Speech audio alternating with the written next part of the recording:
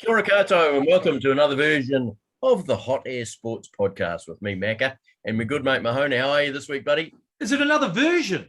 We're giving you another version of the Hot Air Sports Podcast. Yeah, another episode. Yeah, good to see you, mate. Not much has been happening in the sporting world since we last spoke. I think we'll probably end it there. Oh, thanks very much for tuning in. We'll be back with another Hot Air Sports Podcast. Maybe Shortest another ever. version.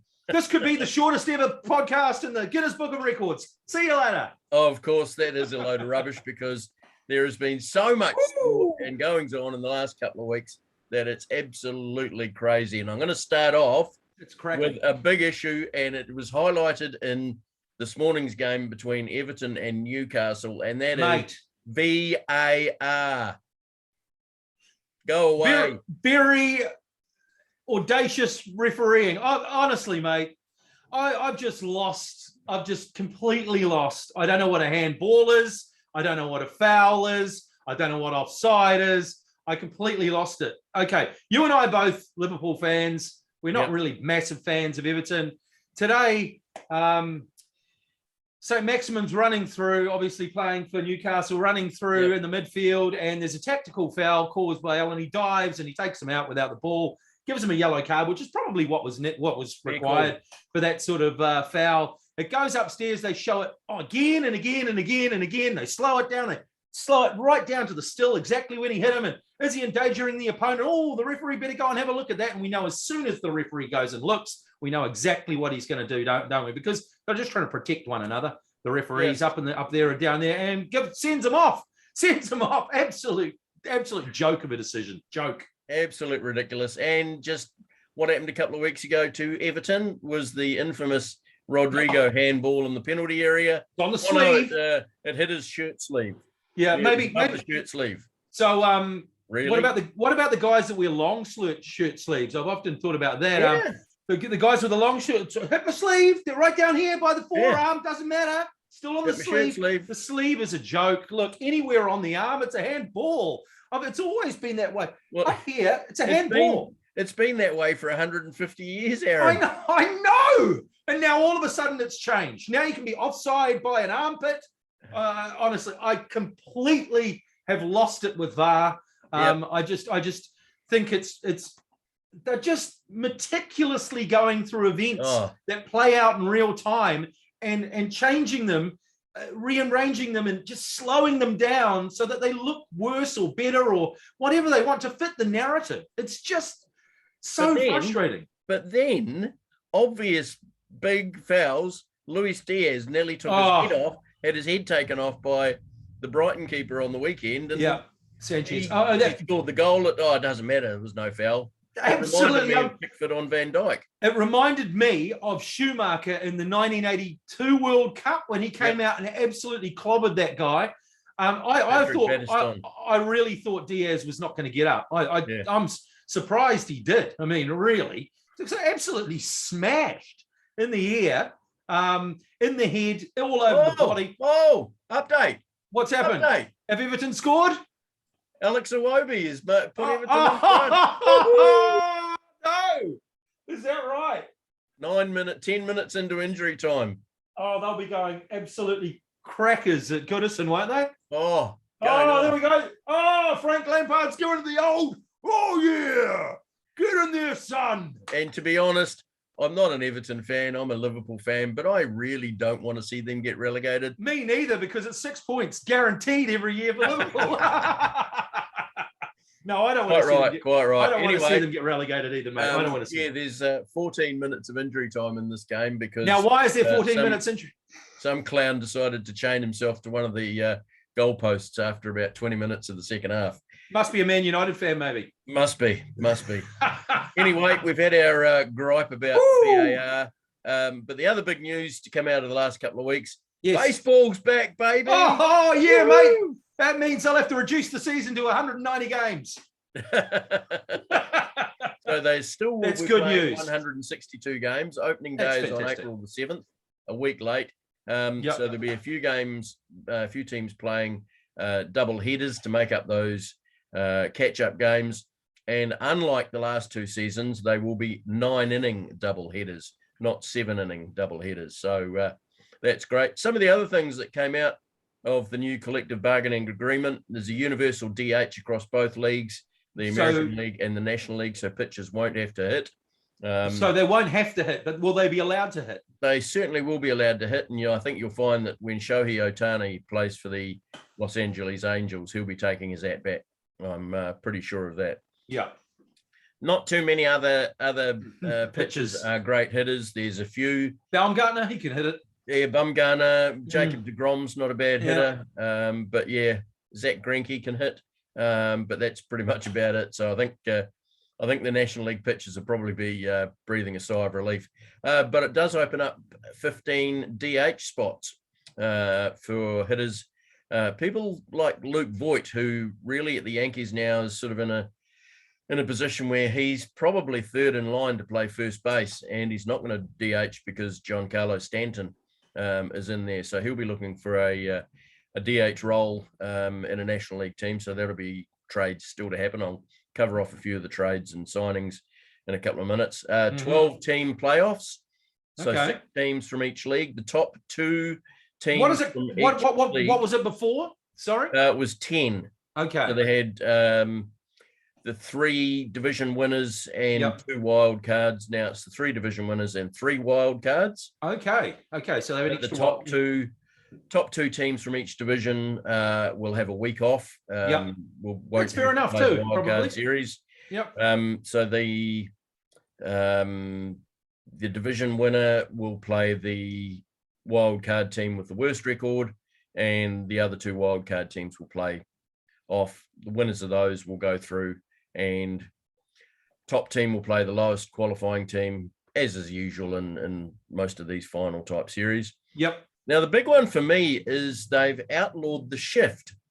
On the for field. those that don't know what the shift is, you have first base, second base, shortstop, and third base going from right to left.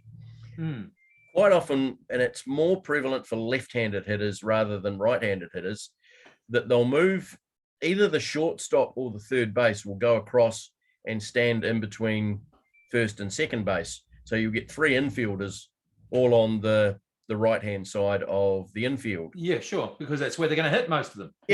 Quite often the second baseman will be, or the third, or whoever's moved across, will be quite deep. So they'll be out probably only about 20 yards in front of the right fielder. For the ball that's hit deep into the outfield, but doesn't quite get to the outfielder. So that has now been outlawed. You must have 2 infielders on each side of second base. So I guess why would they? I don't know. Was it the owners or the players pushing for this? The players were pushing for this. Yeah. Oh, interesting. To be honest, I don't think the owners could care less. No, it's a strange one. Yeah, and I mean for hitters like Joey Gallo, who basically it was home run or nothing. Home run or strike out. Outlawing the shift is going to be fantastic for somebody like him, because the amount of times he got caught out or ground out to somebody in the shift, it's just unreal. Okay. So so the shift is outlawed. I'm not overly happy with this. I think it's up to the batters or hitters to come up to adjust. Ways of, Brett Gardner was actually really good at playing around the shift. He would either bunt it to the left side or slap it. Yeah. And often got on base. But that's a strange one. That's a strange one. I mean, outlawing where fielders can field. It's a bit like saying, I guess it's sort of similar to the cricket rule where you can't have any in a ring 2 people behind square leg on the or you have in a ring for the first amount of overs where you can only have a certain amount, and I suppose that's but at the same time maybe I don't know why the players specifically would want that. Maybe they think that they'll it's easier for everyone to get a hit. I don't know. It's the lazy hitters that can't be bothered. That's what I mean, working out how to hit it the other way.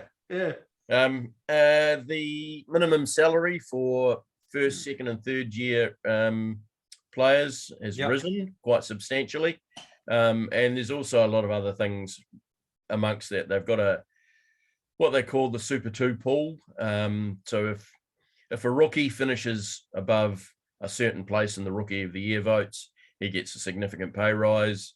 If if a player in those first 2 or 3 years service gets a batting title or wins an award, or there's all sorts of different things, so they get quite substantial pay rises. And also the service time manipulation is gone. So the guys that they would keep off the roster until 1 month into the season and then put them in so they could keep them, would give them an extra year of playing time, but not service time. Yeah. And players that win things like Rookie of the Year or MVP in their first year, they will get given a year of service time.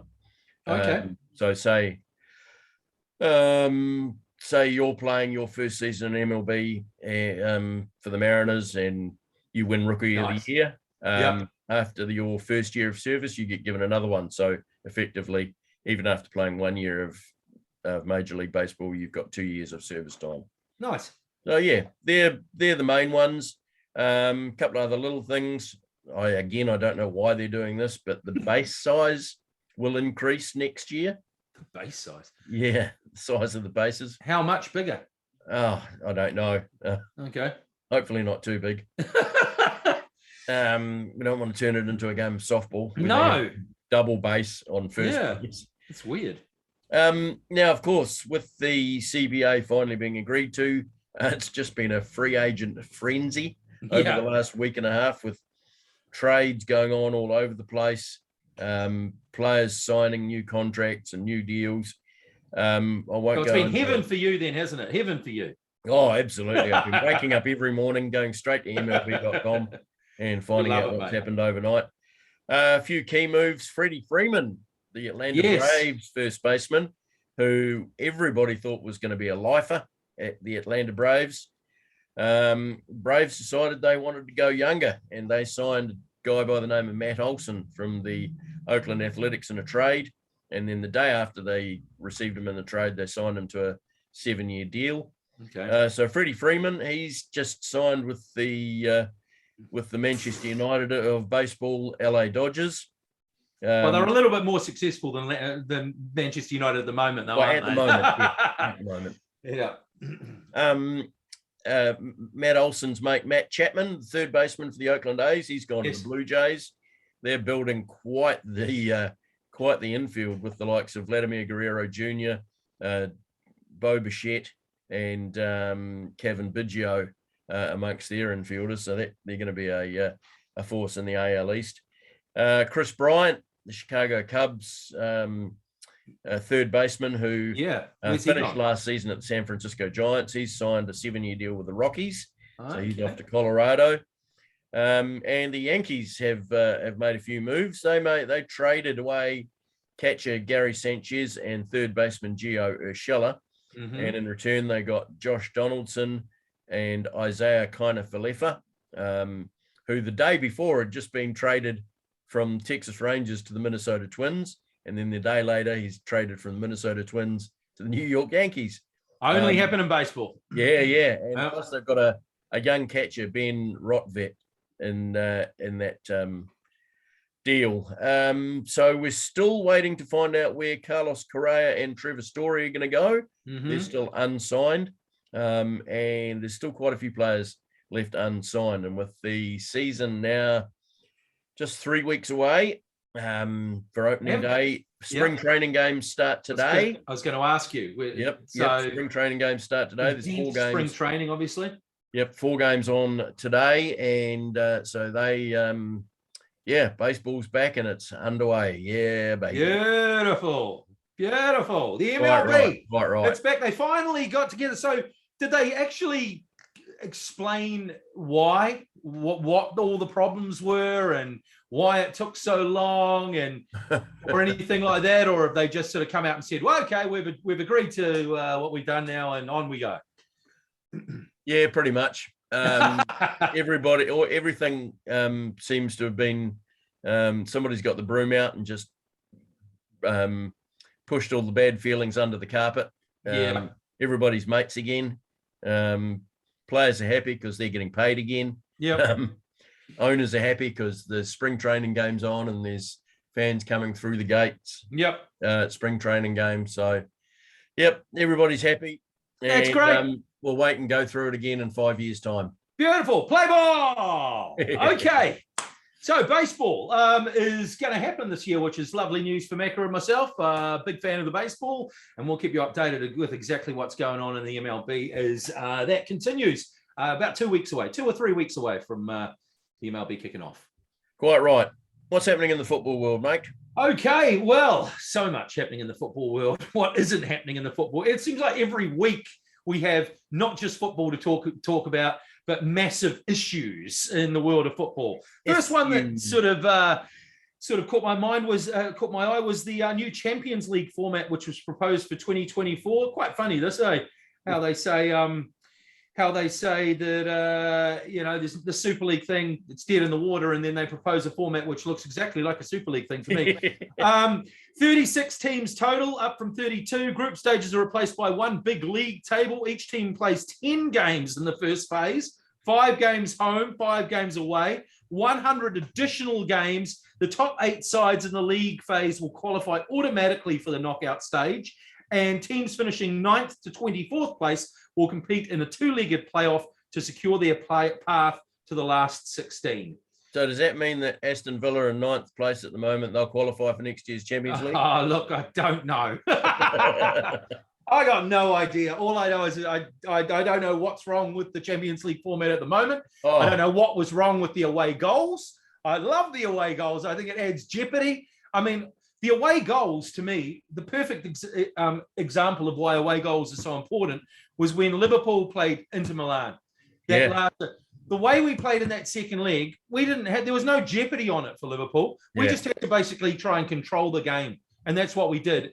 If we had have known that we'd scored 2 away goals, we might have done a similar thing. But Inter would have thrown everything at us and it would have opened the game up. And it just didn't happen in that second leg. And once they scored that first goal, can you imagine if they had scored that first goal, it was an away goal, it would have just changed everything. Oh, I don't know. Yeah. So once again, UEFA showing they're really connected to the people and the fans and everyone else with their new Champions League format for 2024-2025, which is a massive group table. And so if this was rugby or baseball, where's the Football Players Association amongst all this? Why aren't they coming out saying, what do you mean more games? Isn't there enough games going on at the moment? I don't think players have any power. Other than the money they get extreme amounts of money in football, but they just don't seem to ever, their voice just seems to get completely lost, doesn't it? Well, I mean, we often hear Jurgen Klopp going on about the number of games and that, but you never hear Jordan Henderson or Mo Salah or Fabinho coming out and saying, we're playing too many games. I mean, they love playing football and they want to play more football, but there comes a time where, the player that lasts 10, 12, 13 years is going to be gone. It's going to be like American football. Absolutely. Where, the average length of a player's career in NFL is 3 years. Which is interesting to think as well, because nowadays the players seem to be playing longer. Like Ronaldo, you look at those guys, they would never have played that long before. Now with the diet, with the exercise, with everything else, with the technology involved, they know exactly how far they run. They rest them at certain times. All the science behind it. It is strange. They seem to be playing longer, but you would think that they would burn out quicker, wouldn't you? Well, one would think so. But as you say, I mean, somebody like Cristiano Ronaldo, he is a freak. And he does controls his diet, whereas somebody like Jordan Henderson, perhaps, Wayne Rooney, Wayne Rooney, they like to have a pint after the game. Exactly. They don't. Yes, they look after their body with what they eat, but still after the game, it's still going to have a couple of bevies, and that's right. And they're going to be a human being, aren't they? Because that's how they grew up. Yeah, it'll be interesting to see what how they do. I suppose all the big sides will just get a bigger squads, won't they? That's probably how they'll cope with it. The other big thing in the football world, mate, off the field again, Chelsea, of course, owned by Roman Abramovich, the guy with ties to the Russian dictator Vladimir Putin, who all the sanctions are getting hit. He's been forced to sell the club. And apparently we're going to learn who the new owner is probably tomorrow night, I think. All the bids have to be in by 5 p.m. Friday UK time. And the government's managing this, aren't they? Yes. So they've apparently received 50 plus bids. Latest bidder was the guy that owns the Cubs. No, the guy that owns the Dodgers is already in for them. There's a number of baseball owners trying to go for Chelsea. Obviously, they think it's a cut price asset. The McDonald Mann bid hasn't had any response yet, mate. I notice. No, we've not received a reply to that. I mean, it must be because we're Irish. McDonald, Mann, and McGregor. I mean, anyway, we weren't really expecting our bid to be taken seriously anyway, were we, mate? No. But yeah, it'd be very, very interesting to see what the hell happens. I mean, at the moment, they can't buy or sell players. They can't even travel. They can't even travel to away games. Can't sell shirts. Thomas Tuchel said that he might take a minivan to Lille the other day when they played France. I did notice though that they were going to play Middlesbrough in the FA Cup, and they put out a statement saying because what was the actual words? The actual words about it was because of the we want to keep the integrity of football, were their words. So we'd like it to be played in front of an empty stadium if possible because our fans can't come in. I was like, what the? Hey, there's a reason you're being punished. I mean, I think they must have the same PR people as New Zealand Rugby. Chelsea Football Club talking about integrity of football after the way they've treated everyone else over the past 2 decades is very, very rich, if you'll excuse the pun. I thought it was ironic that the first game that Chelsea played after these sanctions were placed was against Newcastle. I reckon the blood money derby. Yeah, exactly. Yeah. Exactly. Shall we go back onto the field, mate? Liverpool have 4 results. 4 results since we last spoke. 1-0 against West Ham with giant cats in the stand to taunt Kurt Zuma. I laughed at that. We had a loss, of course, against Inter 1-0, but once again, the jeopardy was kind of taken out of that tie because we were 2-0 up. And we hit the woodwork 3 times. Oh, we did. A 2-0 against Brighton, and then a great 2-0 win yesterday against Arsenal, which was very, very impressive yesterday. What do you make of our form, mate? Yeah, we absolutely. We're now only 1 point behind, of course. Yeah, 1 point behind.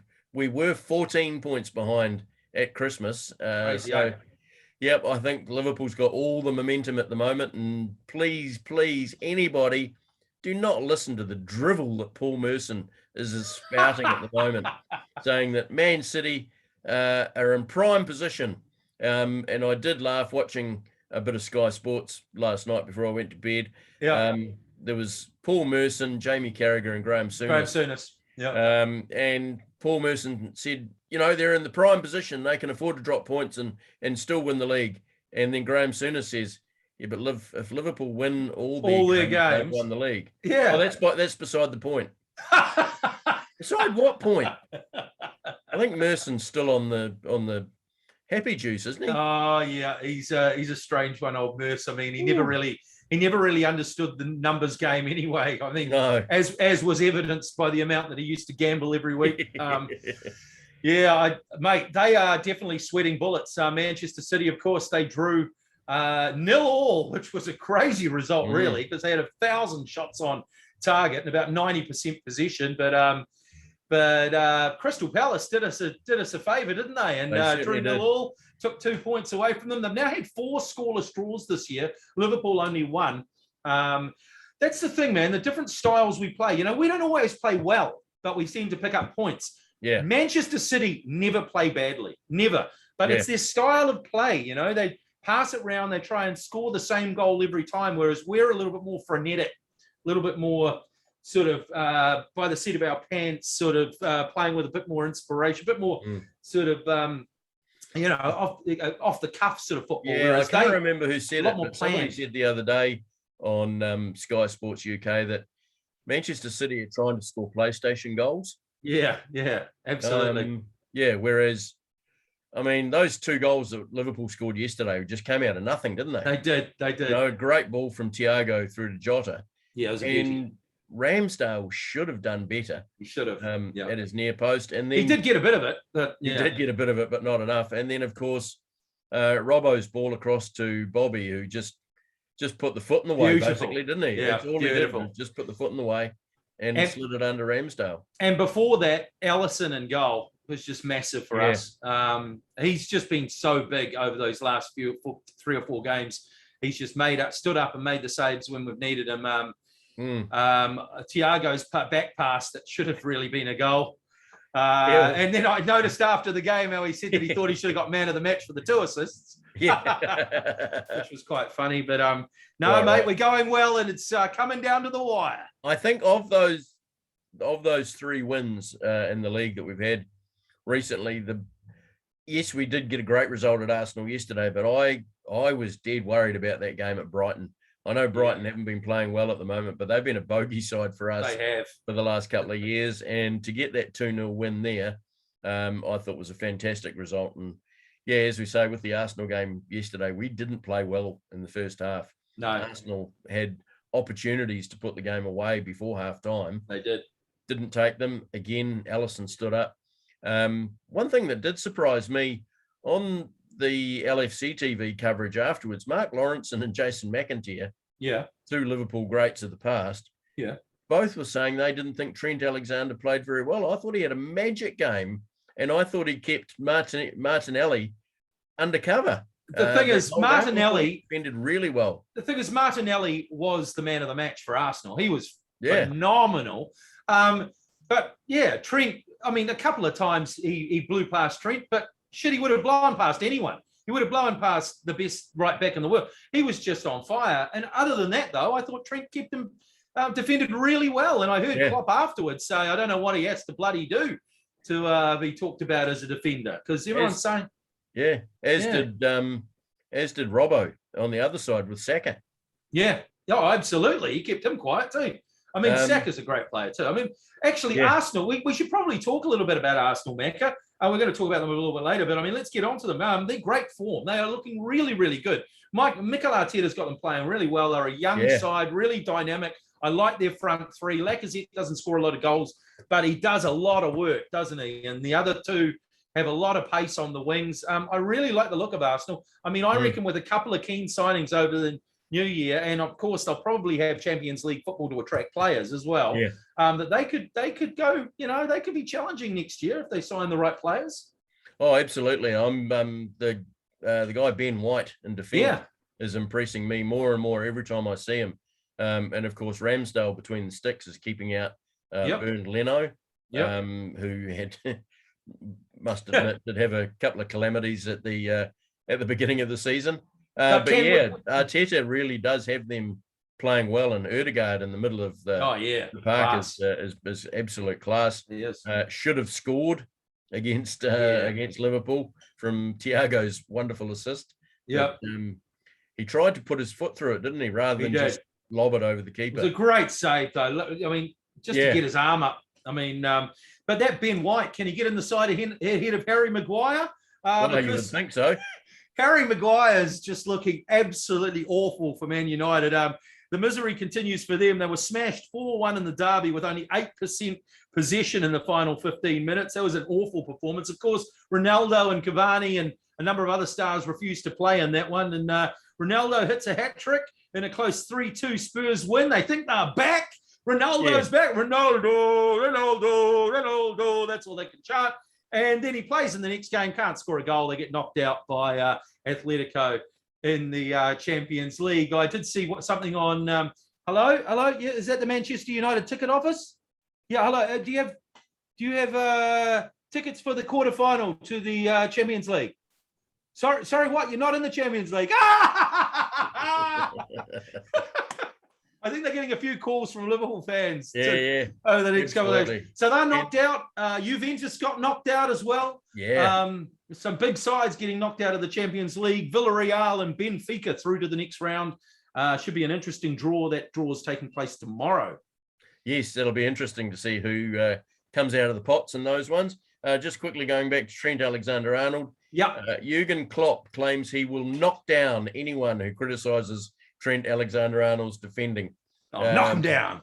Yeah, so he will. Klopp will hunt them out and knock them down. Beautiful. Yeah. I can't wait till one of the commentators says something and he just gets barreled by Jurgen. That'll be worth watching.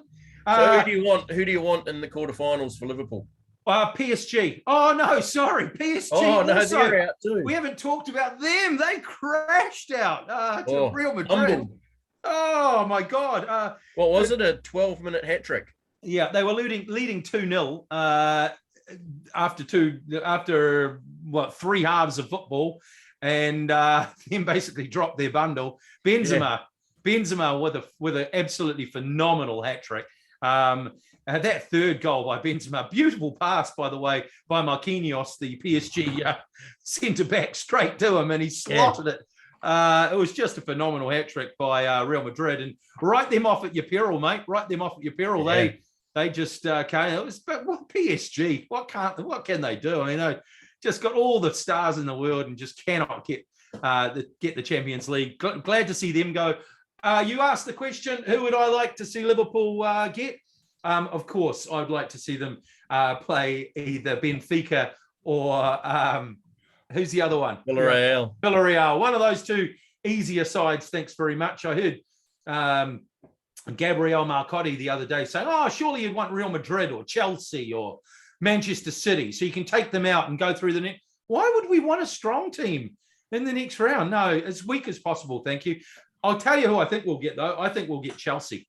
That's who I think we'll get, because I just feel it. I just feel that it's in the cards. It's in the cards for Chelsea that they're going to get knocked out by Liverpool in the year that they lose their owner, their money man, and we're going to knock them out of the Champions. That's who I think we'll get.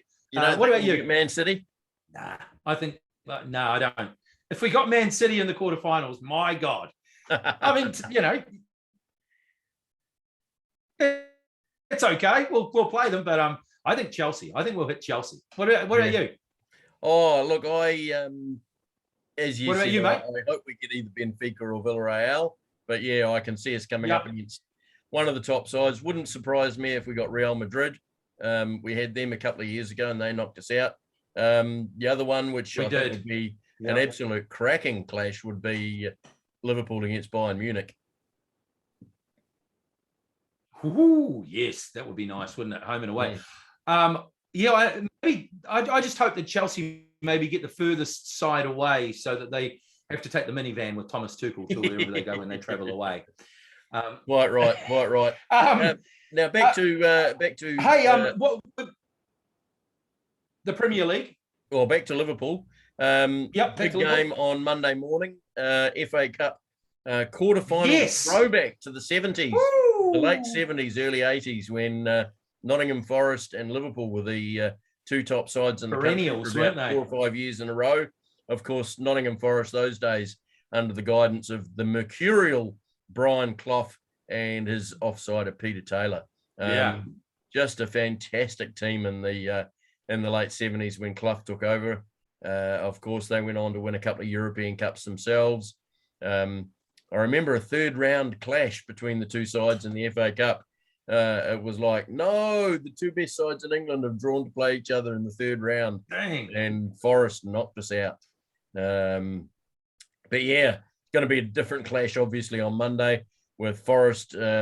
It's at their home ground too, isn't it? It is at the City Ground. I won't say they're languishing in the Championship because they're actually on a great run at the moment and could make the playoffs. I think they're not too far behind the playoffs. They beat Huddersfield in the last round to create that matchup against Liverpool, and Huddersfield are actually flying at the moment, but they have played a lot more games than other sides in the Championship. So Forest currently sitting in 8th position. Yeah, but they're only 1 point outside the playoffs. Yeah, they started really badly. I think they lost 7 of their first 8 or something like that. And they sacked their manager. They've got a new manager now. They're doing all sorts of things in the Championship, and they're looking really good. And don't forget, they've knocked out 2 Premier League sides they have on the way through to this cup run. On this cup run, they've got some really, really good players. And I'm so looking forward to this big throwback game. Really looking forward to seeing how Forest do. at their home ground, and seeing Liverpool at their home ground after so long will be neat to see as well. If we just go back to the Premier League just quickly, we've talked about the teams to be relegated, and you and I a couple of weeks ago said, nah, it's been sorted. The bottom three teams are definitely the bottom three teams. Well, that's changed a little bit recently, hasn't it? With Everton and Leeds falling into the equation, maybe, especially before today's game. Did Everton pick up that win? They did, didn't they? They did. Yep. So those are vital 3 points because they've got a hell of a run in. Yep. Will Everton or Leeds be relegated, mate? Well, I hope neither of them are. Because at the moment, you've got Norwich at bottom on 17. They're gone. Yeah. They've played 29 games. So they've played 2 more than every other relegation contender. Apart from Leeds, they've played the same number of games, as have Watford, who are on 22. Sandwiched in between Watford and Norwich, Burnley. They've still got 2 games in hand on Watford and 2 games in hand on Leeds. Everton have now played 27, the same as Burnley. That was a big win for Everton. It was massive tonight. They down had to 10 win. men after that ridiculous sending off. And Newcastle have been on fire. They have. Although in saying that, they've now lost 2 in a row, having lost on the weekend to Chelsea. So I think they're probably comfortable now. I think Newcastle are 31 fine. Points, I still think it's going to be Watford, Burnley and Norwich. I think Everton and That's Leeds. what we've been saying for ages, Yeah. but I think Everton, for me, Everton look bad. They're playing bad. Their new manager doesn't look like he's got too much of an idea. I mean, after the win today, maybe but look at their run in. When you look who they have to play 5 of the top 6 sides. And it's like, I just don't know where they're going to get their points. I mean, I hope that they don't get relegated, but so they've still they've still got 11 games to go. Yeah. So if they can pick up points in those other 6 games, that should be enough. I mean, Norwich are just not playing well enough to pick up. No, they're gone. I think Norwich are one certainty. I think they're completely gone. Yeah. But Leeds had to beat them. Did you watch that Leeds Norwich game the other day? I did. Oh my God. Oh my God. The Leeds fans thought they'd lost it, drawn in the last minute again, didn't they? But then they chucked it forward and nicked the goal. Gerhardt at the end. It was just it's just like the old Leeds United, wasn't it? With the fans coming on the pitch, and it's just phenomenal. So I hope neither Leeds nor Everton get relegated, but boy, it's getting real squeaky bum down the bottom there, doesn't it? I think given that Watford have also only got 9 games left, I think they're really going to struggle. Burnley, I think of those 3 are probably the only side that can get out of that. But they're going to have to start playing a hell of a lot better. Absolutely. Hopefully they can pick up points against Man City when we meet in a couple of weeks' time. Oh, God, I hope so. The ideal end to the season, though, would be, I think at the very least, the ideal perfect season would be Steven Gerrard's Aston Villa defeats Man City on the last day of the season with a Coutinho 90th minute winner to give Liverpool the Premier League title. Wouldn't that just be a perfect ending to 2022? It would be absolutely fantastic. Before we go on to the Phoenix and Mo Salah, let's have a look at the English Championship. Fulham on 77 points. They're coming up. They're winning the championship. No two ways. Marco Silva's Fulham, the old boss of Everton. Marco Silva. So they're on 77 points. Then you've got Bournemouth on 66, Huddersfield on 63, Blackburn 61, Luton 60, Queen's Park Rangers and Middlesbrough on 59, and Forest and Sheffield United on 58. So there's 8 points separating 2nd to 9th. Wow. It's a great league. Yeah. The championship is a great league. Yep. But taking into account the fact Huddersfield and Blackburn have both played 38 games, so they're at least a game ahead of every other team in that grouping that I just mentioned. I don't know whether you we'll mention Derby just quickly. of course, they're trying to struggle to stay out of the relegation battle after all those points they had deducted. I did see this goal that Ravel Morrison scored. Did you see that goal? I didn't know. Oh my God, it is the most beautiful goal I think I've ever seen. Honestly, it is close to perfection. The way that they one-touch passing, people leaving the ball, it was like everyone knew where everyone was. It was, Yep. And I'll tell you what, man, Wayne Rooney, I mean, I mocked him as a player. I mean, even though he's a freaking great player, because he played for the wrong teams.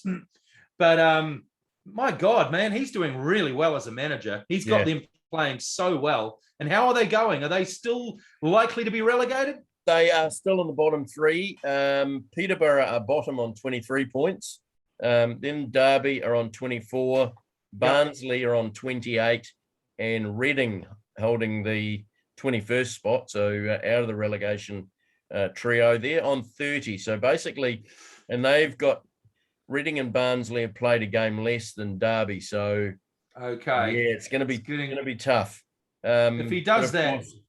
Reading, as well as Derby County, Reading had 6 points deducted for breaching profit and sustainability regulations.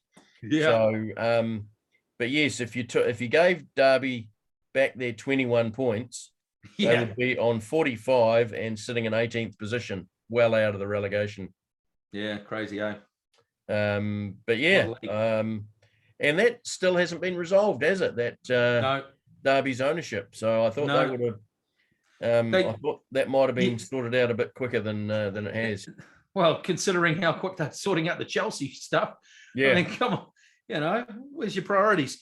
Really sad to hear, mate. Let's go to the Phoenix, shall we? Really sad to hear. Before we come back to this side of the world. Yep. Will Mo Salah sign a new contract with Liverpool? Oh, yes. The other day after Jurgen Klopp was quoted as saying it's in Mo and his agent's hands.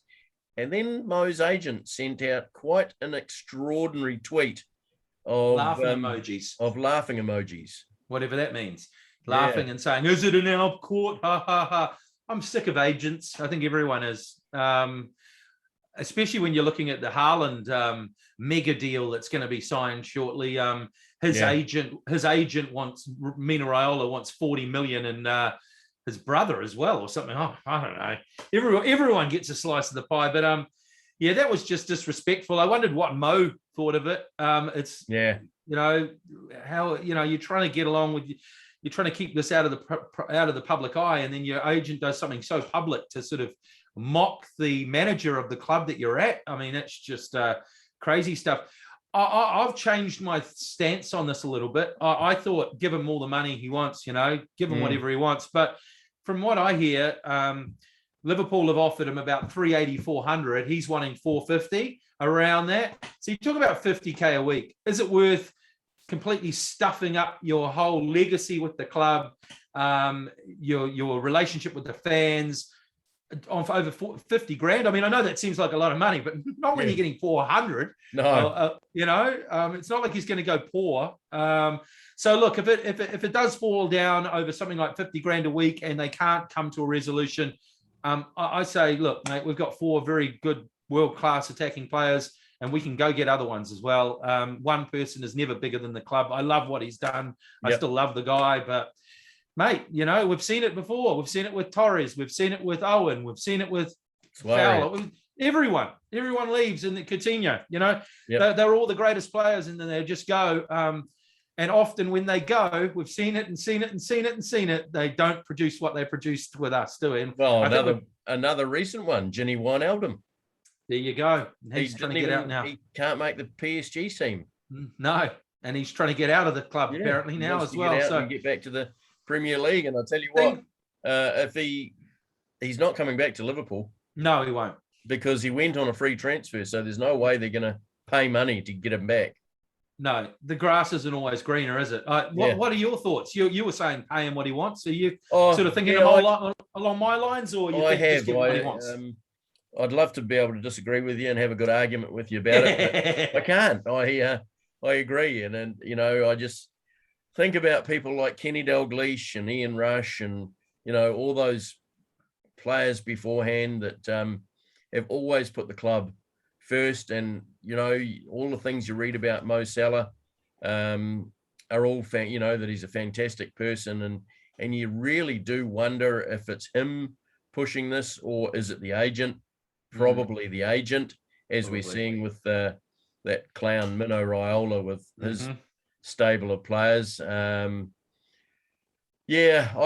just think if it comes down to it, and Jurgen has a quiet word in the ear of Mo, maybe I think he will sign. It gets done. Yeah, it'll get. I mean, the thing is, if they give him what he wants, and it's 450, and he's the best paid player at the club by 150, 200 grand, they stuff up the wage structure. Luis Diaz is getting paid about 120 grand a year. Do you really think that Mo Salah's 4 times the player that Luis Diaz is? No, he's not. No, I mean, he's going to get paid because of what he's done previously, but you can't just stuff it up, because then the next time he negotiates, he goes, well, I want what Mo's getting, and then before you know it, your club's paying so much money on wages, you're Man United, so I mean, Liverpool do things differently. Let's just watch the space. Let's just fingers crossed for signs, and let's go to Phoenix.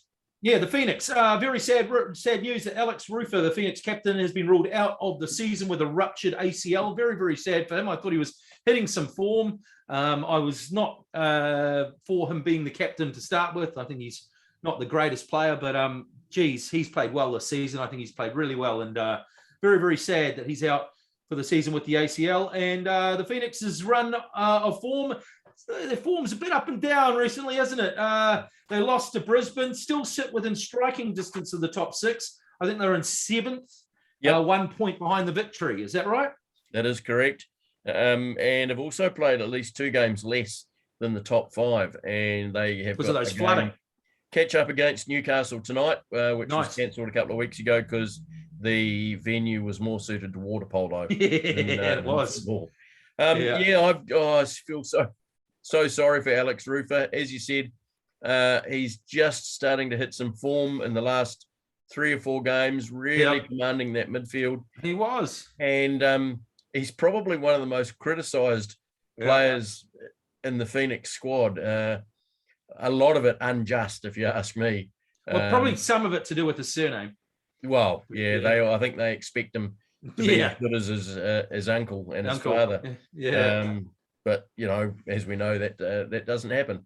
No. Alex Rufer is a really good, solid player. And he's just showed, as I say, in that last 4 or 5 weeks that he's just obviously cleared his mind of all the crap that goes on social media and from the media and all that, and just thought, bugger it, I'm just going to go out there. I'm going to play football, and that's all I'm going to think about.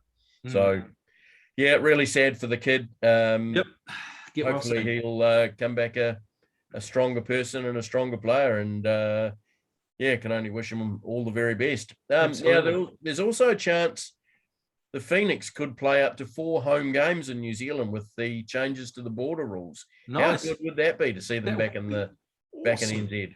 That would be so good.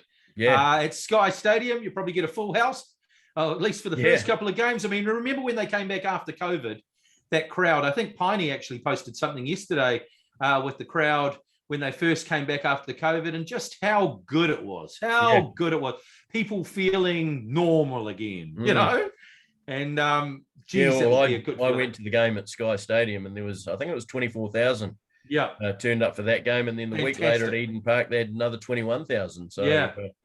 So I'm sure if they do get 4 home games back here, I'm guessing 3 will be down here in Wellington and probably 1 up at Eden Park to try and take advantage of a good crowd up there. We're crying out for live sport. Give it to us. Aren't we just? And we'll talk about the colossal muck-up of Super Rugby soon. But before we go to that, the Warriors, mate. It's our year. It's our year. Maybe next. No, look, it's only 1 game in, mate. One game in. I'm not going to cry too many crocodile tears, but we lost our first game to St. George, 16-28. I thought we looked really, really rusty, short of a gallop in the first half. Not really surprising considering our trial games A couple of trial games ruled out because of the weather. We went down 12-0, started really slowly, hit back with great tries to Dylan Watini-Zeleznia and Josh Curran, and went to the break 14-10 behind. They then took the lead to a great Eli Katoa running the angle off a Sean Johnson pass, which was a really good try after the break. And with the wind at their back, things looked really, really good, and I was feeling happy as a Warriors fan. Unfortunately, a number of errors cost them. Blockbusting Fijian winger Mikaeli Ravalawa, which the Australian commentators love saying, Ravalawa down the wing. He made life a misery for the Warriors winger Marcelo Mantaya. And he crossed for a hat-trick of tries, barreled over, and they closed out the game for the Dragons. I've decided not to dwell too much on it, mate. So what I've tried to do is, let's be positive. So I'm going to give you 3 negatives and 3 positives from the game. So we'll start with the positives from the game. The first positive is the form of Josh Curran. To me, he looks like a potential superstar. He's only 23. The man was everywhere on defense and attack. Just needed men running off him a little bit more. His quick footwork at the line looked like he was just going to offload every time when he makes those breaks. He needs people running off him, but man, he looks good. Number 2, Sean Johnson's general play and his kicking game. He looked short of a gallop, which isn't surprising. He hasn't played a lot of league over the last year or so, but he looked really fresh and he looked fit. And he ran really well, ran the backline effectively, and his kicking game was absolutely fantastic. We got our first 40-20 since, well, I can't remember when, which led to a try and a massive 90-metre dropout from under his posts. More please from Sean Johnson. And number 3, our forwards looked strong and under the form of leader Adam Fanua-Blake, who ran for big metres. I think he ran for well over 150 metres. And Eli Katoa, who could be an absolute weapon on the edge, looked particularly promising. My negatives, number 1, errors. Every time the Warriors started to get going, they dropped the ball, threw a forward pass, kicked poorly to give up possession. And they must get these out of their game. I mean, you looked at the way that the Storm are playing. They just grind. I just think the Warriors just need to grind a bit more before they throw the ball out the back. And they have to get those errors out of their game. Number 2, our wing defense. If the Warriors can't tighten up their defense on the edges, there's going to be plenty of tries scored on the wing against them this year, both through kicks and passing. They need to tidy this up fast. And number 3, after the game, injuries, something you can't really control. But after the game, it was revealed that Dylan Watini-Zeleznia had a broken thumb, and he played 70 minutes with the broken thumb and actually scored a try with it. So man up, but I mean, he's going to be out for 8 weeks. New centre, Vili Valia, picked up an injury as well. And most importantly, probably the worst news of all, Sean Johnson picked up a pectoral injury. He's expected to be out for 6 weeks. So it's just awful news for the Warriors. So not great, but hey, I've taken some positives out of it anyway. Quite right. Another round one result. The rest of week 1, mate. Okay. Premiers, Penrith beat Manly 28-6. That was perhaps the biggest blowout of the thing. Most of these scores were quite close, which was actually a feature of the round. The Raiders beat the Sharks 24-19. That was a really good game. The Broncos beat the Rabbits 11-4. Really close game there, but the Broncos are pleased to be on the board after their terrible form last year. The Roosters lost to the Knights 6 points to 20, which was very interesting. The Roosters, who were highly touted, going down to the Knights. And the West Tigers lost to the Storm 16-26 after getting up to 16-0. The Storm just did their thing and just ground it out, ground them into dust. And the Eels beat the Titans 32-28. That was the highest scoring game of the round. A very good game to watch, that one. And the smallest score, which looks like a throwback to the 1987 grand final, the Cowboys lost to the Bulldogs 4-6, despite the Cowboys. It blew my multi. Oh, did it really? Blew my multi out of the water. Oh, what a shitter. The Cowboys scored the only try of the match as well. And Parramatta got home after kicking 3 penalties. Who would have thought it? Thought you're playing rugby there, kicking 3 penalties to win the game. And in the first game of round 2, that was last night, the Storm who did they beat? They beat someone 15-14 in extra time after Ryan Pep. That's right. Latrell Mitchell nailed a 2-point field goal with a couple of minutes to go to take it to extra time. And then Ryan Pappenhausen, the man with the stupidest haircut in sport, nailed a field goal to, of course, the Storm get home in a tight one, 15-14. Of course, they'll be top of the table. Preview of NRL round 2. The Dragons will play the Panthers. The Roosters have got Manly. Sharks play the Eels. Cowboys play the Raiders. Knights play the Tigers. Bulldogs play the Broncos. And then the big one, 5 p.m. tomorrow night, the Warriors play the Titans. Now, the Warriors have been forced into changes due to the injuries that I talked about before and form of a couple of players as well. Captain Tohu Harris is still injured, as are the other 3 that I mentioned before. However, star fullback Reece Walsh is back, the prettiest man in rugby league, at the back for the Warriors, and prop Matt Lodge. Big bad Matt Lodge is back as well after suspension. New signings, Ash Taylor is going to make his debut in the halves for the Warriors against his former side, and partners with Chanel Harris-Tavita, who moves from fullback to 5'8". Walsh goes to fullback, obviously. Disappointing form of Cody Nikorima. He was really quiet in that game last weekend after round 1, sees him relegated to 18th man. Adam Pompey takes Dylan Watini-Zalesnia's position on the wing, while new signing Jesse Arthurs starts in the centres alongside Rocco Berry to replace Vilea. The Warriors must watch out for the Titans, though. They looked great in their first game, the narrow loss to the Eels. They did concede a lot of points, but in attack, they looked really, really good. Jaden Campbell, Preston Campbell's son, who weighs all of about 60 kgs ringing wet. He's a great player, though. Very, very quick on his feet. He's at full. Preston was only about 50 kgs himself. I know. This guy looks even smaller, but hell of a player, though. 5'8" AJ Brimson and blockbusting second rower. I don't know whether you've seen this guy play, mate. He is a real man-child. He's only 21 years. He looks like Meninga. He look really just people trying to tackle the guy. He's just a beast. David Fafita, he is very, very impressive. We're going to have to watch out for him. So looking forward to that game. That's tomorrow night, I think at about 6:30, 5:30, 6:30 New Zealand time. And another league news, mate.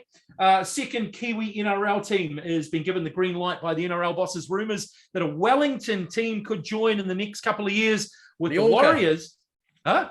The Wellington Orca. That'd be cool. Or the Dolphins or something like that. That'd be great. The Dolphins have been taken by true. The Dolphins are gone. So we've got to choose another sea mammal. The Warriors have actually put their support behind a bid, which I thought was kind of interesting. I would have thought, I heard the Mad Butcher saying, I don't think there's enough room for 2 New Zealand sides in the comp, mate. But I think there probably is. So I'd love to see it. I'd love to see a team down in Wellington, especially with the local derby. It'll be fantastic to see. I'd actually go and see a few games if they were at the stadium. Oh, wouldn't it be great? I mean, you know, a bit of NRL rugby league. I mean, in the 20, how many years now? 27 years that Warriors have been around. I've been to see them twice. Really? You've only seen 2 Warriors go? That's a fair dinkum disgrace, mate. Sorry, three. I'm sure you would have seen plenty more if it wasn't for COVID, mate. You know, I would have taken the cup. Yeah. Maybe. Yeah. Blame it on COVID. No. We'll have to, you know, when they finally do come back to Auckland, mate, we'll have to get you up here and get you to a couple of games. Quite right. Okay, so that's our rugby league wrap. You're going to have to go through the rugby because I didn't see much of it, mate. What's been happening in the rugby? There's not been much of it going on. Absolute mess, isn't it? Super Rugby Pacific is an absolute mess at the moment with all the postponed games in New Zealand. Meanwhile, across the Tasman, Australian group hasn't missed a beat. Moana Pacifica versus Chiefs game is the only one in New Zealand this weekend, as the fully fit Hurricanes are left without a game. Crusaders, Highlanders and Blues have all got COVID problems. So the Hurricanes were supposed to play the Chiefs at Sky Stadium this weekend, but they thought that given Moana Pacifica have only played 1 game so far in 5 weeks, that they should really give them a game. So they're playing the Chiefs, and that is at Mount Smart Stadium.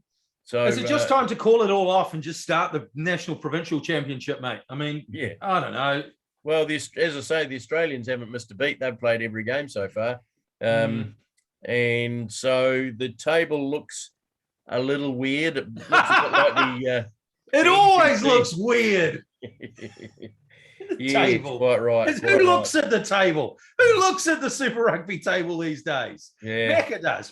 Well, unsurprisingly, 3 of the top 4 are Australian sides. Yeah, I play games. Funny that. Yeah, Brumbies, Reds, and Waratahs. The Crusaders are the odd one out there. They sit in 3rd. they have played 4 games, so this is their first game they're going to miss this week. But the Blues have only played 3 games. The Chiefs have only played 3. Hurricanes have only played 3. And as I mentioned, Moana Pacifica have just played that 1 game so far. But, 2/3 of the competition make the playoffs, so doesn't really matter. Absolutely. In Australia, the Brumbies play the Reds tonight. Fiji and Drua, who have played pretty good footy so far. Yeah. They play the Western Force, and the Waratahs host the Rebels. And the Drua, they won their first game a couple of weeks ago. So good luck to them. Also been going on at the same time has been Super Rugby Opiki, the women's competition. But I'm asking the question, has New Zealand Rugby really given this competition a fair go, or just pushed them to the side of the plate and put too much emphasis on the men's competition, which has been, as I say, ravaged by COVID? I mean, you would hardly know these women's games have been going on. Someone like myself who's a casual rugby follower now, I didn't know that this was even a thing until I was channel surfing. And then they're like, oh, Super Rugby Aupiki. I was like, what is Aupiki? What is it? Oh, it's females. Okay. And then I saw the Chiefs playing who? They were playing someone, but there wasn't a Super Rugby side. It had a Maori name. Matata. Where is that? Look, if you're going to it's a combined Crusaders Highlanders team.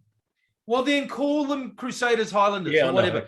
Because I didn't have a fucking clue who they were playing. So excuse me. I didn't have a clue. It's like, is this supposed to be Super Rugby? And you got the Chiefs there, and they're playing some other team who I have no idea who they are. So instantly, I wasn't going to watch because I didn't really know who they were playing. So no, they haven't done enough advertising. They haven't really educated anyone, even the casual person. And if I turn it on, I want to know who they're playing.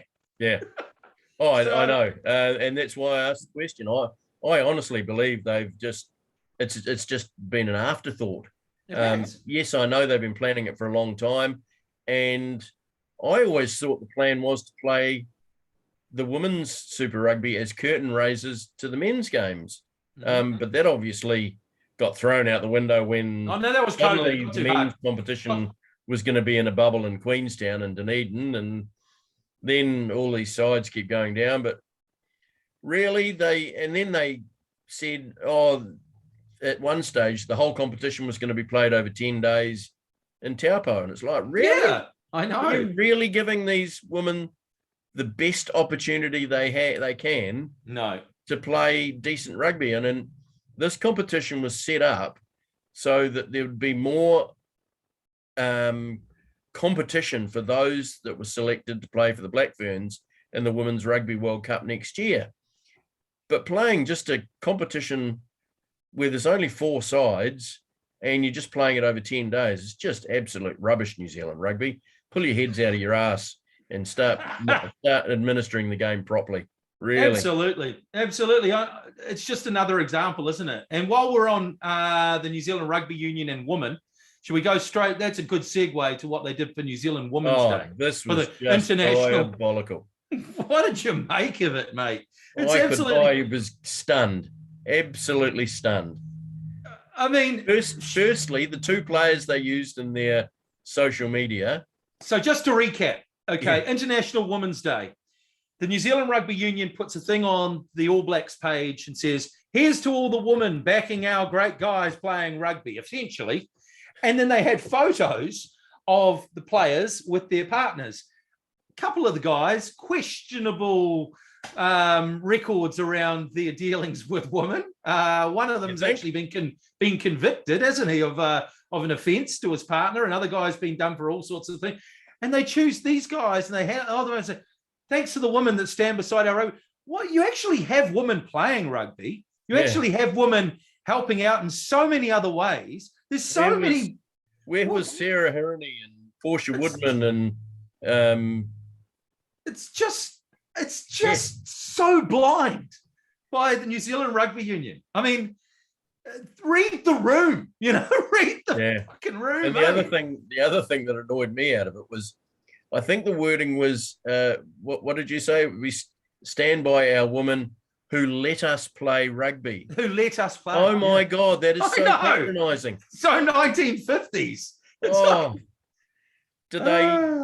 And you should have just added in there. And thanks for the ladies for putting together the wonderful spread. Absolutely. Thanks to the ladies for the sandwiches afterwards. Oh, thanks for cutting off the crusts. We really. It was. Dude, I've got no idea. Neither have they. Okay, for a start, why would any responsible employer do that to start with? Because first of all, you're sort of highlighting the bad treatment of those guys. So get those guys that you chose, make sure that they're squeaky bloody clean, Yeah. Maybe Richie McCaw even, and it's something really clean. Secondly, why would you, why on earth, who okayed the tweet? Surely, a big organization like this, before they send anything out, it has to go to multiple people before they send it out. So who read it and thought that it was okay, And then they tried to apologize as well and got into a mess around that. Honestly, mate, it just made it worse. They did. I'm just lost for words about the way the New Zealand Rugby Union is being run at the moment. It's just, they've just lost touch, and they've got to change because they're losing viewers. I mean, they're losing fans, they're losing players. Yep. It's got to change. And actually, Sean Fitzpatrick made a very interesting comment over the past week. I think I should read this. Laureus Sports Awards chairman Sean Fitzpatrick on Super Rugby. Super Rugby has not turned out to be the competition it should be.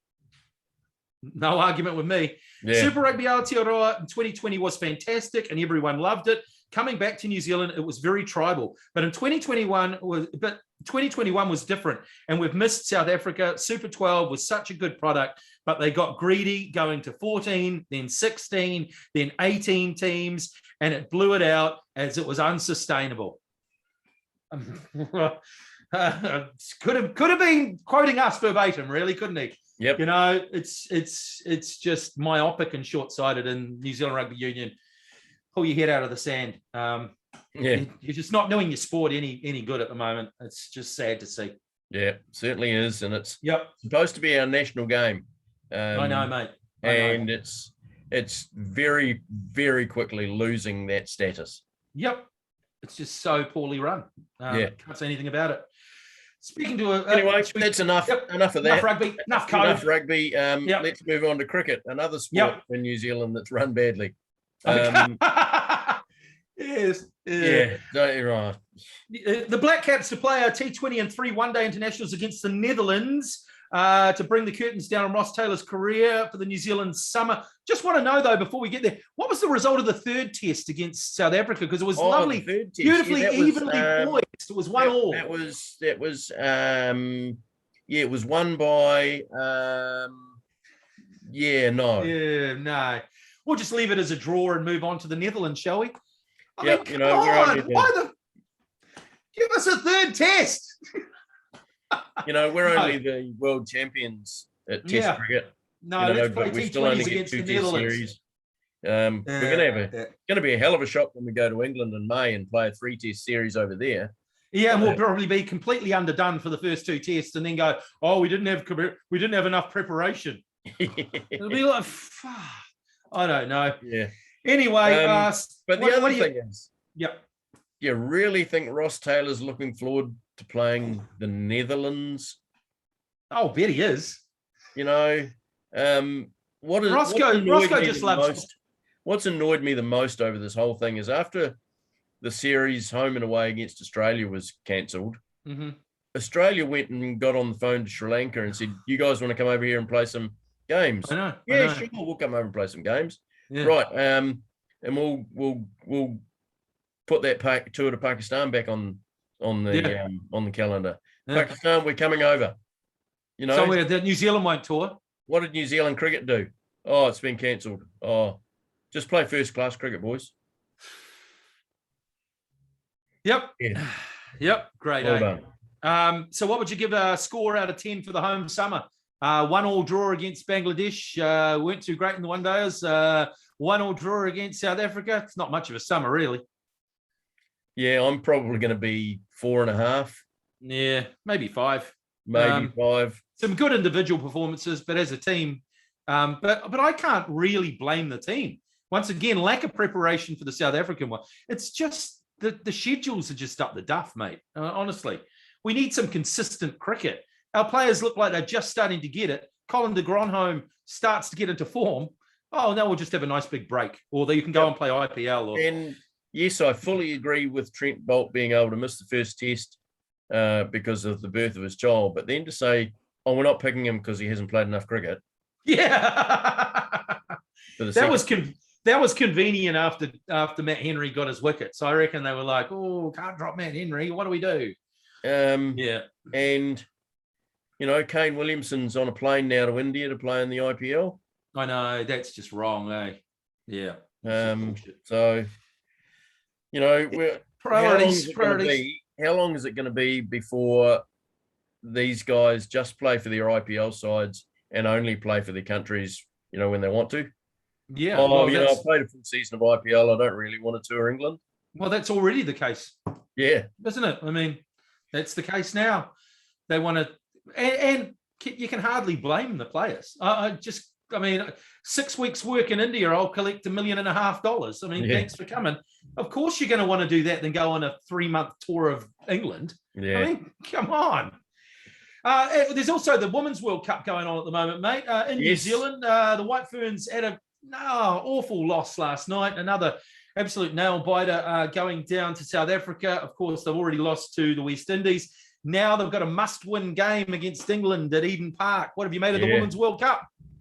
There's actually been I've been impressed by some of the cricket. It's been good, eh? Some amazing catches. Jesus. The catch the West Indian woman took the other day was just sensational. And she was the one that won the game for the West Indies against New Zealand. They only needed 6 runs off that last over and just absolutely blew it. Yeah, they did. But to be fair, we've talked in the past about big names not standing up for New Zealand in the past. Mm-hmm. Sadly, the big names have been standing up in the games, but they've been let down by everybody else. Sophie Devine's scoring plenty of runs. Amelia Kerr's scoring plenty of runs and taking wickets. Amy Satterthwaite's been scoring runs. Sadly, Susie Bates got run out twice in her first 2 innings. Yeah. So she hasn't got going yet. Katie Martin's been doing a great job forcing the pace in the late innings. And had she not got out to a silly catch in that West Indies game, she probably could have guided the team to victory. But there's been some great performances right across the board. South Africa, I think, have been the surprise team of the tournament. Them and the West Indies, I think both of them. Yeah, both of them playing some absolutely cracking cricket. And the other surprise being for me has been the form of England, who are the playing through world champions, just won their first game. Yep. Now they're coming into some form against New Zealand. Great. I know. Perfect. Yeah, it'll be interesting. The other thing will be to see how many people they get at Eden Park. I presume they're playing that on the number 2, are they? I don't know. Be interesting to see how many people. I think it's on the number 1 ground. Wow. That's great. That's great for the ladies. I think that's fantastic. I hope they get a good crowd. Yes, quite right. Anyway, couple of headlines in the NFL in the last couple of weeks. Have there what? Couple of crazy ones. Aaron Rodgers Rodgers was never going to play for the Green Bay Packers again. Never again. So he signs a new 3-year deal worth $900 million. $900 billion. It's the biggest ever contract. Yeah. Unbelievable. Yeah. And Tom Brady decided he doesn't want to stay on the couch anymore. He only spent a couple of weeks on the couch, but watched Ronaldo scored a hat-trick and got inspired to come back. He thought, if Ronaldo can play this sport at 38 and so well, I can come back. I mean, obviously, maybe I don't know. I heard his missus might have had quite a bit to do with his retirement. Maybe she's sort of lightened up over the off season. But another thing. I mean, this is the major cynic in me. Maybe it's got something to do with cap space, because he retired, so he's taken so maybe he can come back and play for stuff all, and so they don't have to worry about the money. That I don't know. Maybe he was always thinking of doing that. I'm a cynic. I am a cynic, especially when it comes to Tom Brady. I had to laugh though. The day after he announced he was coming back, obviously he'd been at Old Trafford, and they showed a clip of him talking to Ronaldo after the game. That's right. And Ronaldo said, "Oh, so is that it? Is that it? You're not playing anymore?" And Brady sort of goes, I know. Don't know. I know yet. It was like, okay, might have given it up. 24 hours later, the announcement comes out. Yeah, cat's out of the bag. Yeah. But, the type of way. The other thing was Deshaun Watson. Yeah. Deshaun Watson, who had a number of women, I think up to about 20 women making sexual assault charges towards him, has been cleared of all those charges, and he's now free to re-enter the NFL. Be interesting to see where he lands. Yeah, absolutely. Now, one we missed out on a couple of weeks ago, which I was truly embarrassed about, and that is, please go well, Dame Val Adams. You've been an absolute sterling servant to New Zealand sport. She's retired after 14 years of throwing a heavy plate. I mean, a discus. What an absolute champion. She's got full set of medals, gold, silver, and a bronze. The shot put. Shot put. That's right. You're thinking of Beatrice. Beatrice was the big heavy plate. Yeah. Big heavy cricket ball. She is an absolute legend, of course, and the sister of Stephen Adams. And I just love her attitude. She's always free for a chat, you know. She just doesn't have any airs or graces. She's just and she goes about her work, you know, which must be really, really hard. It's such an individual sport, you know. And she's reached the top of the world a number of times. And I'll always remember that first gold medal that she got. And the one in 2008 was actually the day she won that medal was the year I moved into this house. So I'll always remember that day in 2008 when Dame Val Adams. So, yeah, I hope she goes well in retirement. I hope she gets lots of rest because she deserves it. Yeah, well, she is still going to be involved in the sport, of course. She's going to be continuing to coach her sister, Lisa, who competed at the Paralympic Games. Did she win a medal at the Paralympic Games? I'm not sure. I don't think she did. But if she's got her as a coach, she'll likely be successful in some way anyway. Yes, absolutely. Two-time Olympic champion, of course, won bronze medal at the Tokyo Olympics, three-time Commonwealth Games champion, twice IAAF Continental Cup winner, four-time world champion. The list just goes on and on. So enjoy family life, enjoy coaching your sister, and just continue to be a great New Zealander. Absolutely. We've lost a couple of cricketers over the last couple of weeks, mate. I've just found out sort of just after our podcast last week that Swampy Short Rod Marsh has died after a short battle with cancer, and that was very, very sad to hear. And then almost overnight, the night after, Shane Warne, that was very, very shocking. I mean, he was only, 54 years old? 52 years old, passing away in that villa over in Thailand. The autopsies come back all clear. He died of natural causes. Just so sad. You got any memories of both of these absolute legends of Australian cricket? Yeah, absolutely. Rod Marsh really sticks out, certainly from my younger years. Of course, he played cricket for Australia in the 70s and early 80s. Made his Test debut against England in 1970, and played his last Test on the 6th of January 1984 versus Pakistan. Retired the same day as greats Dennis Lillee and Greg Chappell. So that's ripping the heart out of your team when you lose those three. Oh, absolutely. 96 Tests, 92 ODIs. He had a couple of nicknames. His first one was his nickname was Bacchus, and that was in regards to. Now there was a funny story behind that, and I'm just trying to find it. But If I can find it, I'll certainly let you know. But he had another nickname, which was Iron Gloves. Yes. Which when he first came to prominence in the Sheffield Shield competition, he dropped 3 catches in a row off the team's premier fast bowler by the name of Dennis Keith Lilly, and was consequently called Iron Gloves, and that stuck with him. But that great combination of Court Marsh bowled Lilly, I'd love to know how many times that happened. It was just, you go through a cricket scoreboard involving Australia, and there'd always be at least 2 or 3 Court Marsh bowled Lilly, and they were often referred to in one word, which was Lillian Marsh. And non-cricket people actually wondered who this woman Lillian Marsh was. It was this famous Australian that they'd never heard of and thought it was an opera singer or something like that. So, classic. Rest in peace, Rod Marsh.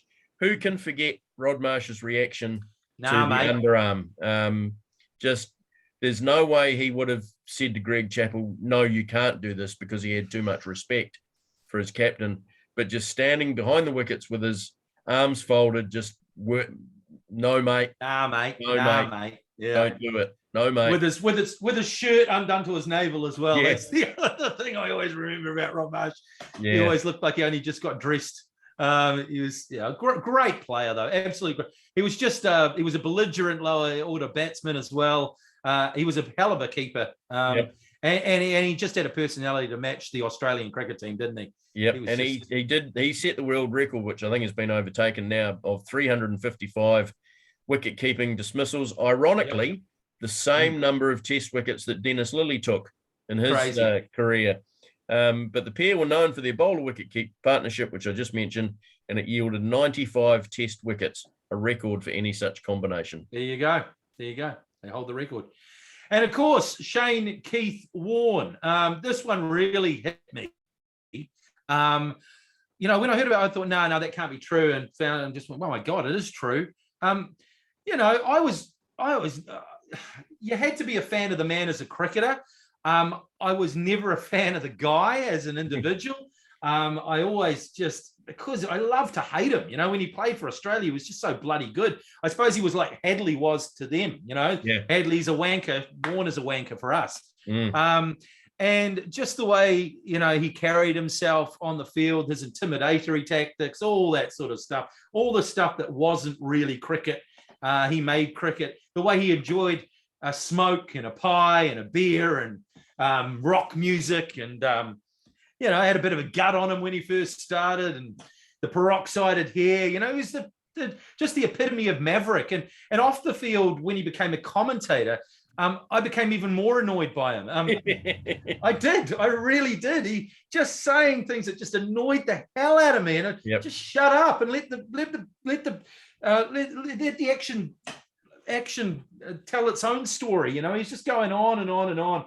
But when he died, man, I was really quite hit by it. Not because of his age or just because I think it's because we sort of thought someone with his personality that was that good, that looked that good, that was always sort of in the right places and seen with the right people, and was just such a bigger than life character. I think we sort of thought it would just go on forever.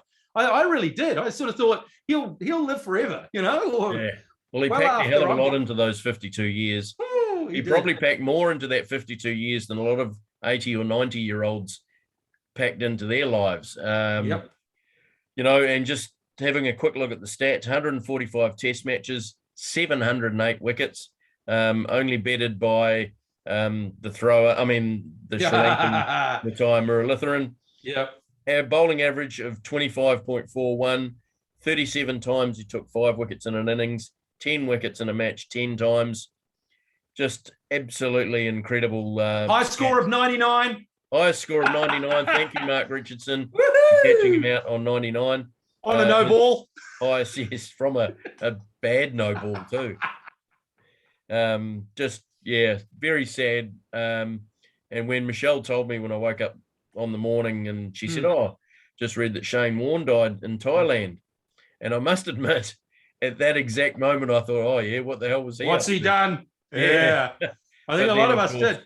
But then, of course, the news came out that it was all above board. And Yeah, but some crazy liquid-only diet he'd been doing for 2 weeks. And the thing is, he was Obviously eating, contributed to it. and he was, I heard his mate say, oh, before that, like the day before he went, he was eating lasagna stuffed between 2 white buns because he thought, oh, I'm going to eat all this shit before I go over there and go on the liquid diet. So, I mean, there's only so much of that your body can take, I suppose, especially if you're smoking sort of 30 or 40 cigarettes a day as well. Can't be good for you. So, but anyway, just really, really hella sad. Another thing that was hella sad about the whole Shane Warne dying was Sonny Gavaskar's comments a day or so after he passes it. I never really rated him as a spinner. The Indian spinners are way better. I'm like going, mate, you can think that, but the guy's just died, you know? I know Mike Gatting never thought he was a terrible spinner. No way. He used to get a phone call every year from Warney, apparently, just saying, thank God you missed it, mate. You made my career. Yeah, that was very, very sad anyway. So rest in peace to Rod Marsh and Shane Warne, two doyens of the Australian cricket. Right, we're nearly at the back end of the program now. We are. Best bet of the week. Go on, hit us with some value, mate. Hit us with some value. The last 2 weeks. I've gone for an NRL multi here. Ooh, like it.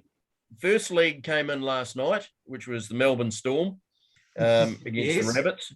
Yeah, you were lucky there. Yeah, I've also gone for the Parramatta Eels against the Cronulla Sharks. Canberra Raiders against the new North Queensland Cowboys. I like that. And I've gone for a bit of an outsider, one you'll like though. Here you go with the Warriors! New Zealand Vodafone Warriors. Go the Warriors!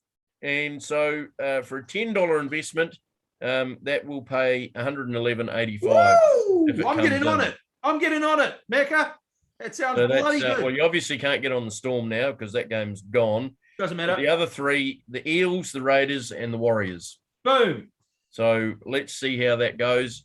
I got 3 out of 4 last week, and the damn North Queensland Cowboys let me down. I looked on my Tribe phone app at halftime, and they were leading 4-0, and I thought, you beauty. Come on, the Cowboys. And woke up in the morning and went, bugger. Never mind, mate. You got the Warriors there. That's a surefire thing.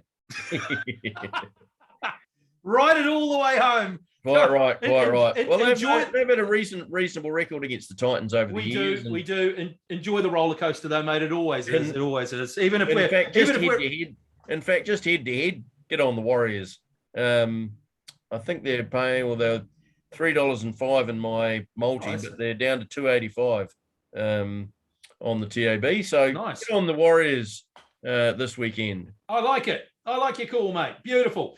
Okay, I've got good week, bad week this week. Let's start with good week. It's been a very good week for Virgil Van Dyke, mate. He becomes the first player in EPL history to go 60 home games unbeaten. That's right, 6-0, not 1-6, 6-0. He's played 60 times for Liverpool at home, and he's won 48 of those and had 12 draws. So he is now the most winningest person in the EPL for his first 60 games. That is just a phenomenal record, and it just goes to show. It sure is. Those people there's another record that I see is coming up soon for a pair of players playing together for the same team.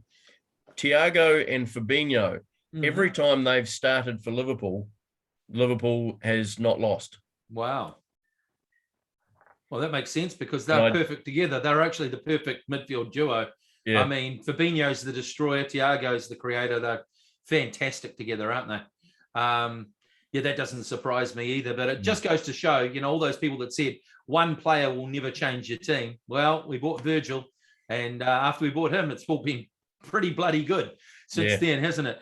Bad week for Sean Johnson, mate. After so much hype and so much expectation on the boy, he looked so fit and he started so well and his kicking game was going so good, and then he tore his pectoral muscle and he'll be out for 6 to 8 weeks. So very sad for Sean Johnson. I don't know what to say, mate. Rugby league's a tough sport. That's really all you can say. You're going to get injuries. So get well soon, Sean. Can't wait to see you back on the pitch, mate. So that's the same injury that Sam Cane had, isn't it? It is. last year. They can linger. You know, they can be one of those injuries that's really hard to heal up quick, because there's not a lot of exercises you can do when you've torn that, you know, to rehab it. So get well soon, Sean. Get well soon. And just to finish off before we go, just updating West Ham against Sevilla. What happened there? Europa League. West Ham have qualified. They won 2-0 after extra time in that game. A late goal and quite a popular person to score the winning goal, Andrei Yarmolenko. Oh, brilliant. Oh, that's awesome. Well done to West Ham. They qualified for the quarterfinals of the Europa League. I noticed he shed some tears when he scored his goal the other day. So that's great news for the Ukrainian Andrei Yarmolenko. That's brilliant. Yes. Brilliant effort. Quite right. And okay. So that brings to a close this week's edition of the Hot Air Sports Podcast. I'm a happy chappy because baseball's back. And Mahona's a happy chappy because the Warriors are back. Woo! Bring it on. Okay, mate. Make sure you like, subscribe, make a comment, all that sort of stuff. If you like this, there's plenty more podcasts you can catch up on. We've got a whole bunch of them, over 50 or 60, going right the way back a couple of years. We have these new podcasts out every week or two. Make sure you subscribe so you can catch up to the latest one. Quite right. So on that note, it's a goodbye from me. And it's a goodbye from him and me. Goodbye.